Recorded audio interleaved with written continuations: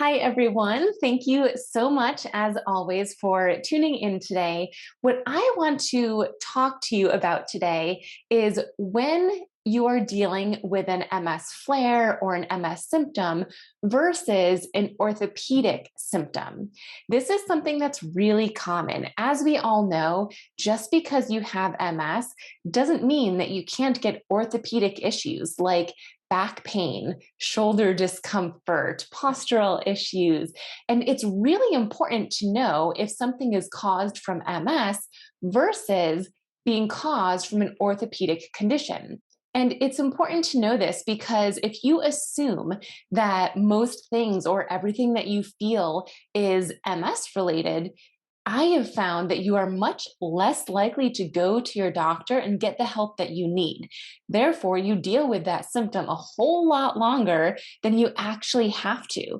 Whereas if you feel that it might be an orthopedic condition, you're more likely to go to your doctor. Maybe you go to physical therapy or they prescribe you something, you get it fixed, and then you're back to your regular self. So it's really important to understand the differences. And what I'm going to share with you today are four different things that you should be asking yourself and keeping track of. And these four things will help you determine if it is likely caused from MS or an orthopedic condition, and if you should go to a doctor or not. And if you do go to a doctor, bring these notes with you. These four things I'm going to share with you, I want you to write down the answers to these things because if you do go to a doctor, they are going to ask you these questions. And if you don't have the answer, they will likely send you home and tell you to come back in 4 weeks once you have been tracking this. So just get a head start, start as soon as you notice a symptom, and you'll be much better off.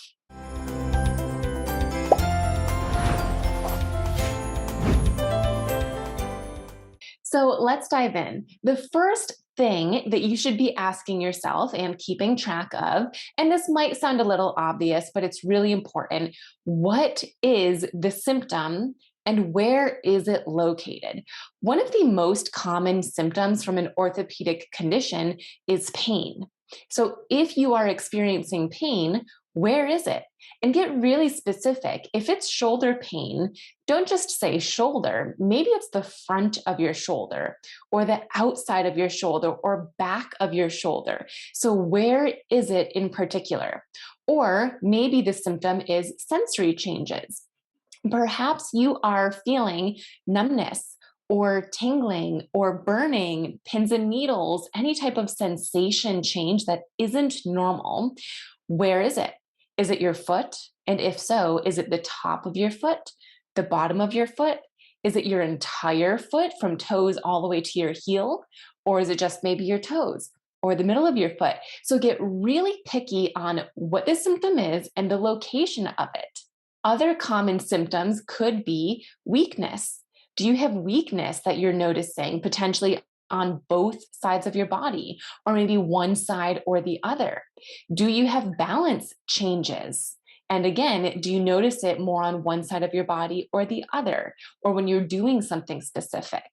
Do you have any type of range of motion limitations? This can be really, really common in your hip, your knee, your ankle, as well as your elbow and your shoulder. So lots of different areas.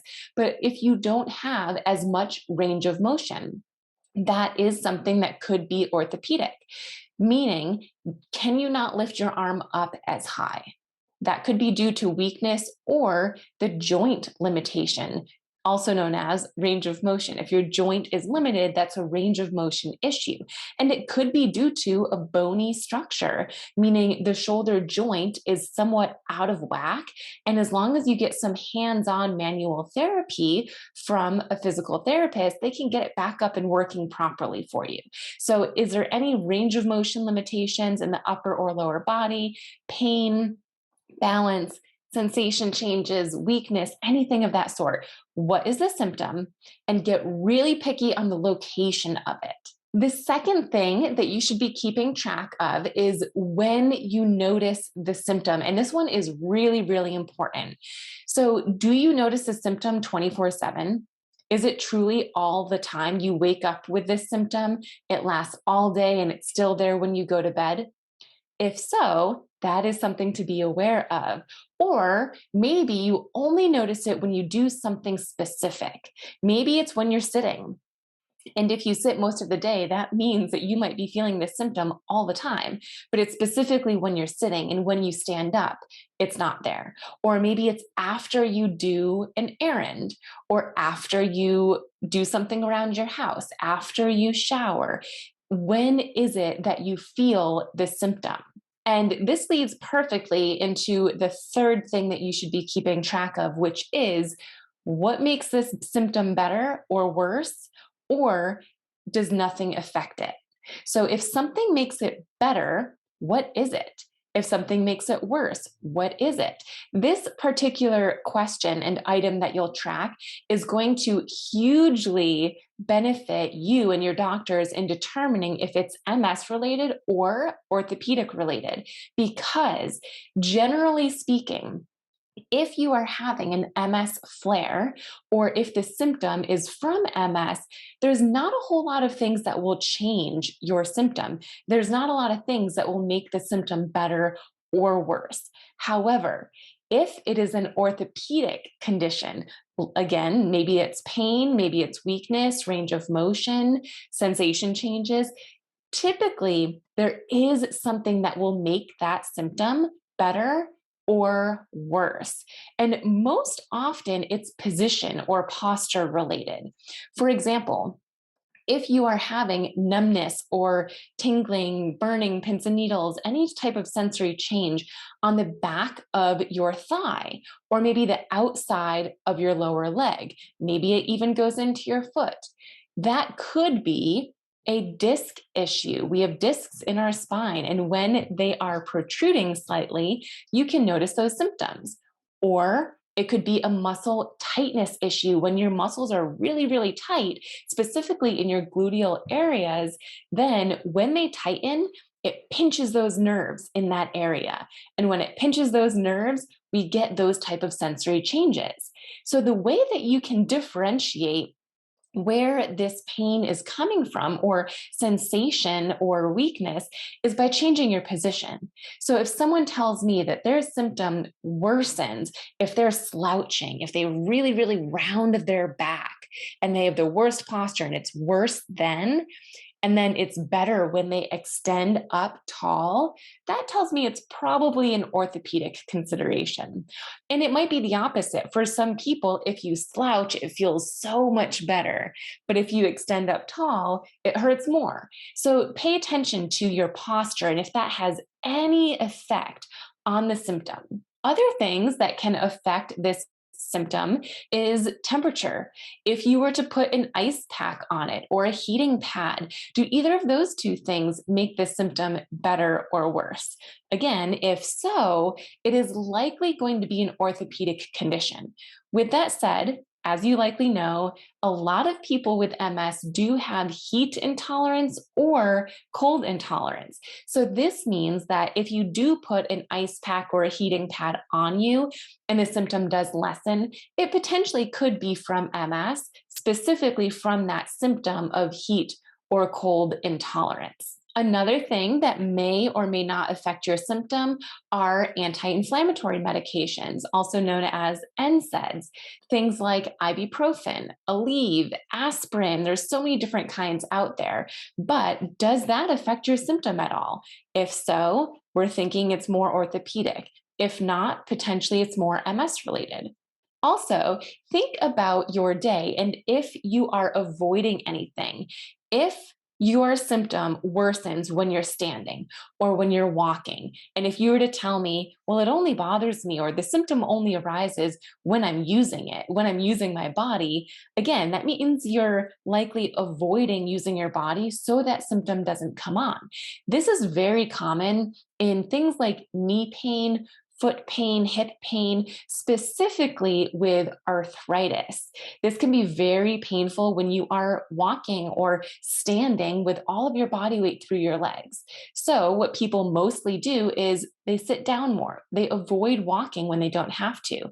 And if you avoid walking, If you avoid standing, you can therefore get weaker even faster. So, we really want to make sure you're not avoiding anything. So, if you are avoiding movement because it makes your symptom worse, that's definitely something to make note of. Lastly, it is going to be very important that you track your frequency, intensity, and duration of this symptom. So let's break into that a little bit further. So, frequency, meaning how frequent is this? Is your pain or symptom of any kind, whether it's weakness, range of motion, sensation changes, is that happening daily? And if so, is it all day long? Or is it every other day? Or is it just 2 days a week? How frequent are you feeling the symptom? And then number two, duration. When you are feeling it, how long is it lasting? For example, you feel it daily, but when you notice the symptom, you notice that it stays around for about 20 minutes or so, or maybe an hour, or maybe 5 hours, however long it is. How long does it last? And maybe you feel the symptom multiple times a day, but each time you feel it, it's 10 minutes. So keeping track of that duration, is it a short amount of time, meaning a certain number of minutes? Is it longer, meaning a certain number of hours? Keep track of that. And lastly, what is the intensity? I always like to grade intensity of symptoms as a 0 out of 10. 0 meaning no symptom whatsoever, 10 meaning the worst you could imagine. And yes, that's a little subjective. It's going to be different for everyone. Sometimes I'll word it in a way where I'll say that 10 out of 10 means you'd go to the emergency room. But some people just will not go to the emergency room no matter what. So 10 is just the worst that you could imagine. So, what is the intensity? On average, is it a 2 out of 10, meaning relatively low? Or is it an 8 out of 10, or somewhere in the middle, somewhere lower or higher? Keeping track of the intensity is extremely important, because if you are having pain once a day and it lasts for 20 minutes, but it's a 10 out of a 10, that is very different than telling me that you feel it once a day, lasts for 20 minutes, and it's a 2 out of 10. So, keeping track of frequency, duration, and intensity is going to be really important, not only to help you figure out what might be causing this symptom, but also it is a great way to help you track if your symptom is actually improving or not. Because most of the time that we have a symptom, it's not like you have the symptom and then you get better and it's this wonderful path of improvement. Oftentimes, you get a little better, but then you get a little worse, and then you get a little better, and then a little worse. And it's this up and down of seeing improvements and then worsening a bit too. So it's really important to keep track of that. For example, you might notice, let's just say that your symptom is sensory changes. At first, you might notice your symptom daily. So that's the frequency. And for duration, you might say that when you notice it, it lasts for about 30 minutes or so. And the intensity is about a 7 out of 10. Now, let's say it is orthopedic, and therefore you go to a physical therapist or your doctor and they give you some exercises to do.